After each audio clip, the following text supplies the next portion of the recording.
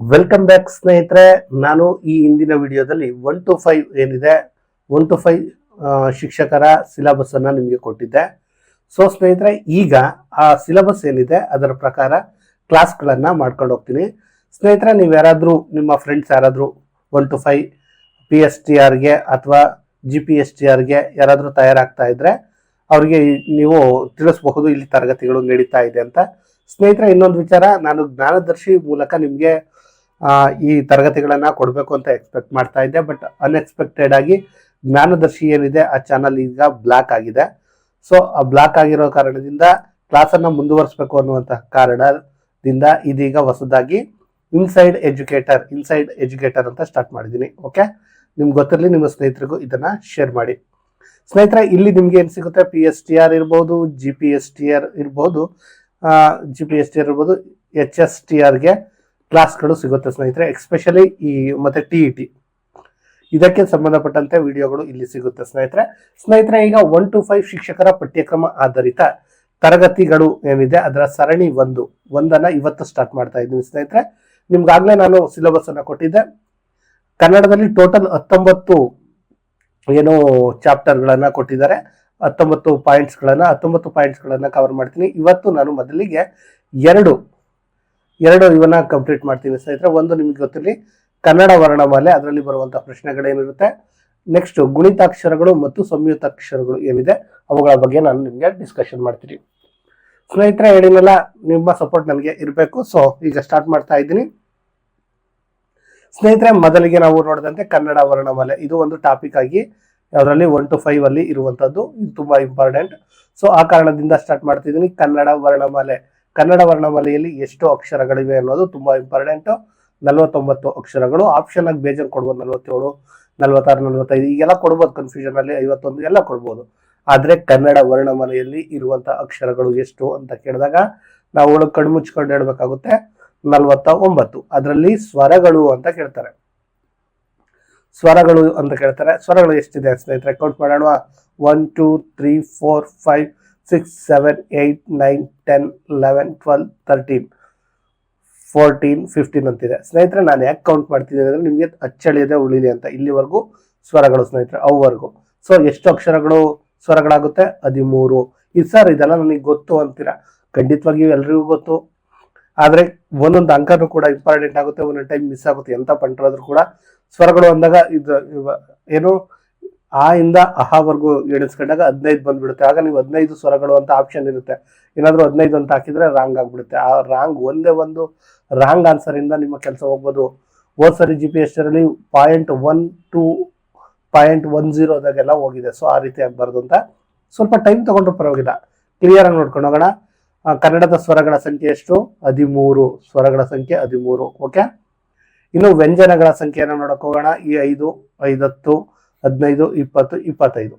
ಇಲ್ಲಿ ಉಳಿದಂತಹ ಎಷ್ಟು ಅಕ್ಷರಗಳಿವೆ? 4, 8, 9. 25, 9, 25 ಪ್ಲಸ್ 9 ಎಷ್ಟಾಯ್ತು? 34 ಆಯ್ತು ಸ್ನೇಹಿತರೆ. ಇದ್ರೊಳಗಡೆ ಮತ್ತೆ ಕೇಳ್ತಾರೆ ಇವುಗಳನ್ನ ಕ, ಚ, ಟ, ತ, ಪ ಏನಿದೆ ಇವುಗಳನ್ನ ವರ್ಗೀಯ ವ್ಯಂಜನಗಳು ಅಂತ ಕರೀತಾರೆ. ವರ್ಗೀಯ ವ್ಯಂಜನಗಳು ಅಂತ, ಇವುಗಳನ್ನ ಅವರ್ಗೀಯ ವ್ಯಂಜನಗಳು ಅಂತ ಕರೀತಾರೆ. ಕ್ಲಿಯರ್ ಸ್ನೇಹಿತರೆ, ಇಲ್ಲಿ ನಿಮಗೆ ಕನ್ಫ್ಯೂಷನ್ ಆಗಬಾರ್ದು. ಆಮೇಲೆ ಇನ್ನು ಅಮ್ಮಹ ಏನಿದೆ ಇವುಗಳನ್ನ ವಿಸರ್ಗ ಅಂತ ಕರೀತಾರೆ. ವಿಸರ್ಗ ಅಂತ ಕರೀತಾರೆ. ಸೊ ಇಲ್ಲಿ 2. ಸೊ ಈಗ ಕಂಪ್ಲೀಟ್ ಆಗಿ ನೋಡ್ಕೊಬರೋಣ.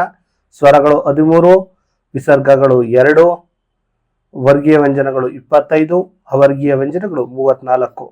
ಟೋಟಲ್ ನೋಡ್ಕೊಂಡ್ ಬಂದ್ರೆ 5 4 9 9 2 9 2 11 11 3 14 ಅಲ್ವಾ? 2 5 5 4 9. 1 ಸೆಕೆಂಡ್. ಸ್ವರಗಳು 13, ಯೋಗವಾಹಗಳು 2, 25 ಬಂದು ಇದು ವರ್ಗೀಯ ವ್ಯಂಜನಗಳು. ಇಲ್ಲಿ ನೋಡಿ ಮಿಸ್ ಆಗುತ್ತೆ 9. ಇಲ್ಲಿ ನೋಡಿ ಮಿಸ್ ಮಾಡ್ಕೊಂಡಿದ್ದೀನಿ 9 ಅವರ್ಗೀಯ ವ್ಯಂಜನಗಳು. 9 5 14 14 2 17 17 2 17 3 17. 1 ಸೆಕೆಂಡ್. 3 2 5 5 4 9 9 9 18 ಆಗುತ್ತೆ. ಇನ್ನೊಂದು ಅಕ್ಷರ ಎಲ್ಲೋ ಆಯ್ತು. ಇಲ್ಲಿ 3 1 4 49 ಆಗ್ಬೇಕು. ಹಾಗಾದ್ರೆ ಕೌಂಟ್ ಮಾಡೋಣ ಸ್ನೇಹಿತರೆ ಒಂದೊಮ್ಮೆ ನೋಡಿ. 3 2 5 5 5 10 19. ಓಕೆ, ಕರೆಕ್ಟ್ ಆಗಿದೆ ನೋಡಿ ಸ್ನೇಹಿತರೆ. 3 2 5 5 5 10 10 9 19 4 ಅಂದ್ರೆ 49 ಆಗಿದೆ, ಕರೆಕ್ಟ್ ಆಗಿದೆ. ಓಕೆ, ಟೋಟಲ್ 49 ಅಕ್ಷರಗಳು ಇರುವಂತದ್ದು. ಕ್ಲಿಯರ್ ಸ್ನೇಹಿತರೆ? ಇಲ್ಲಿ ನಿಮ್ಗೆ ಯಾವುದೇ ತೊಂದರೆಗಳಿಲ್ಲ ಅಂತ ಭಾವಿಸ್ತೀನಿ. ಮುಂದಕ್ಕೆ ಹೋಗೋಣ ಸ್ನೇಹಿತರೆ. ಈಗ ಈ ವರ್ಣಮಾಲೆಯಲ್ಲಿ ಕೆಲವೊಂದು ಮುಖ್ಯ ಅಂಶಗಳು ಏನಂದ್ರೆ, ಎಲ್ಲಿಂದ ಉಚ್ಚಾರಣೆ ಮಾಡ್ತೀವಿ ಬಾಯಿಯಿಂದ, ಅದನ್ನ ಆಧರಿಸಿ 5 ವಿಧಗಳಾಗಿ ವಿಂಗಡಿಸಬಹುದು. ಅವುಗಳನ್ನು ಕೂಡ ಈಗ ನಾವು ನೋಡ್ಕೊಂಡು ಹೋಗೋಣ. ಕಂಠ, ಕಂಠದಿಂದ ಉತ್ಪಾದನೆ ಆಗುವಂತಹ ಅಕ್ಷರಗಳೇ ಕಂಠ್ಯ ಅಂತ ಕರೀತಾರೆ. ಕ ವರ್ಗ ಏನಿದೆ, ಕ ಖ ಗ ಘ ನ್ಯ ಏನಿದೆ, ಇವೆಲ್ಲವೂ ಕೂಡ ಕಂಠ್ಯದಿಂದ ಬರುವಂತದ್ದು. ಸ್ವರಗಳಲ್ಲಿ ಯಾವ್ಯಾವ್ದು ಬರುತ್ತೆ ಅಂದ್ರೆ ಹ ಮತ್ತೆ ಹ ಮತ್ತೆ ಹನುಮಂತಪ್ಪ ಹ ಏನಿದೆ ಮತ್ತು ವಿಸರ್ಗ ಅಮ್ಮ ಹಗಳು ಈ ಕಂಠ್ಯದಲ್ಲಿ ಬರುತ್ತೆ. ಇದು ನೆನಪಲ್ಲಿರಲಿ. ಕ ವರ್ಗ 1, ಆ ಹ ಹ ಅಮ್ಮ ಹ ಆ ಹ ಹ ಏನ್ ಬರುತ್ತೆ ಅವೆಲ್ಲವೂ ಕಂಠ್ಯದಿಂದ ಬರುತ್ತೆ. ಇನ್ನು ತಾಲವ್ಯ ಅಂತಂದ್ರೆ ನಿಮಗೆ ಗೊತ್ತಿರಲಿ. ತಾಲವ್ಯ ಅಂದ್ರೆ ಚ ವರ್ಗ ಏನಿದೆ ಇವೆಲ್ಲವೂ ತಾಲವ್ಯ. ಚ ಛ ಝ ಝ ನ್ಯ. ಮತ್ತೆ ಇಲ್ಲಿ ತಾಲವ್ಯದಲ್ಲಿ ಈ ಮತ್ತೆ ಎ ಅವರ್ಗೀಯ ವ್ಯಂಜನದಲ್ಲಿ ಯಾ ಶಾ ಬರುತ್ತೆ. ಇಲ್ಲಿ ಅವರ್ಗೀಯ ವ್ಯಂಜನದಲ್ಲಿ ಆ ಬಂದಿದೆ, ಕಂಠ್ಯದಲ್ಲಿ ತಾಲವ್ಯದಲ್ಲಿ ಯಾ ಶಾ ಬರುತ್ತೆ. ಮತ್ತೆ ಈ ಮತ್ತೆ ಎ ಬರುತ್ತೆ. ಇನ್ನು ಮೂರ್ಧನಿ ಅಂದ್ರೆ ಇಲ್ಲಿ ಕನ್ಫ್ಯೂಷನ್ ಇಲ್ಲ.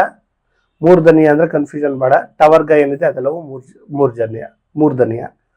ಇನ್ನು ದಂತ್ಯ ತವರ್ಗ ಬರುತ್ತೆ, ಇಲ್ಲಿ ಕನ್ಫ್ಯೂಷನ್ ಇಲ್ಲ. ಮೂರ್ಧನಿಯ ಮತ್ತೆ ದಂತ್ಯ ಅಂದ್ರೆ ಹಲ್ಲುಗಳ ಸಹಾಯದಿಂದ ತವರ್ಗ, ಮೂರ್ಧನಿಯ ಟವರ್ಗ ಬರುತ್ತೆ. ಇನ್ನು ವೈಷ್ಟ್ಯ ಅಂತ ಬಂದಾಗ ಇಲ್ಲಿ ಪವರ್ಗ ಮತ್ತೆ ಉ ಸ್ವರಗಳಲ್ಲಿ ಉ ಮತ್ತೆ ಉ ಈ ಸ್ವರಗಳು ಬರುವಂತದ್ದಲ್ಲಿ ಕಂಠ್ಯ, ತಾಲವ್ಯ, ವೈಷ್ಟ್ಯ. ಕಂಠ್ಯದಲ್ಲಿ ಆಹ ಹ ಅಮ್ಮ ಹ, ತಾಲವ್ಯದಲ್ಲಿ ಈ ಎ ಯಶ ಬರುತ್ತೆ, ಇಲ್ಲಿ ಉ ಬರುತ್ತೆ. ಸರ್, ಇನ್ನು ಅವರ್ಗೀಯ ವ್ಯಂಜನಗಳು ಇನ್ನೊಂದಷ್ಟು ಇದ್ವಲ್ಲ, ಇವೆಲ್ಲಿವೆ ಅಂತ ಅಂದಾಗ ಖಂಡಿತವಾಗಿಯೂ ಇಲ್ಲಿ ನೋಡಿ, ಇಲ್ಲಿ ಬರುವಂತದ್ದು ನೆಕ್ಸ್ಟ್ ಬರುವಂತದ್ದು ನೋಡಿ ಸ್ನೇಹಿತರೆ, ಕಂಠೋಷ್ಟ್ಯ ಅಂತ ಒಂದು ಬರುತ್ತೆ. ಇಲ್ಲಿ ಓ ಮತ್ತೆ ಓ ಅವು ಏನಿದೆ ಇದು ಕಂಠೋಷ್ಟ್ಯ ಬರುತ್ತೆ ಸ್ವರಗಳಲ್ಲಿ. ಅವು ಮತ್ತೆ ಏನು ಬರುತ್ತೆ, ಕಂಠೋಷ್ಟ್ಯ ಅಂತ ಬರುತ್ತೆ. ಇನ್ನು ದಂಟೋಷ್ಟ್ಯ ಅಂತ ಬಂದಾಗ ಯಾರ ಲ ವಾ ಇದೆಯಲ್ಲ ಇವು ಬರ್ತವೆ. ಇನ್ನು ಕಂಠನಾಸಿಕ ಅಂದ್ರೆ ಅನುಸ್ವಾರ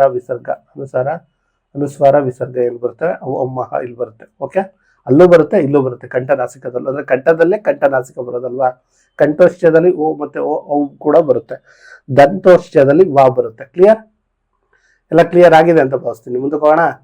ಇನ್ನು ನೋಡಿ ಸ್ನೇಹಿತರೆ, ಇಲ್ಲಿ ಪ್ರಶ್ನೆಗಳು ನಿಮ್ಮಲ್ಲಿವೆ.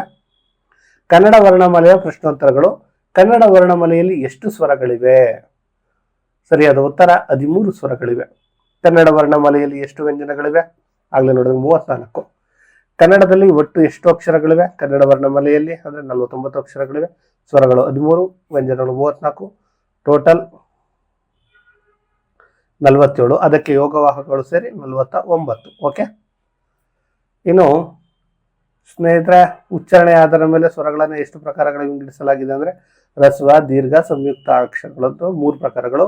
ಅ ಇ ಉ ಮೊದಲಕ್ಷರ ಏನಿದೆ ರು ಎ ಓ ಇವೆಲ್ಲ ರಸ್ವ. ದೀರ್ಘಾಕ್ಷರಗಳು ಹ ಇ ಹು ಎ ಓ ಬರುವಂತದ್ದು. ಸಂಯುಕ್ತ ಅಕ್ಷರ ಅಂದ್ರೆ ಐ ಮತ್ತೆ ಅವು ಬರುವಂತದ್ದು. ಕ್ಲಿಯರ್?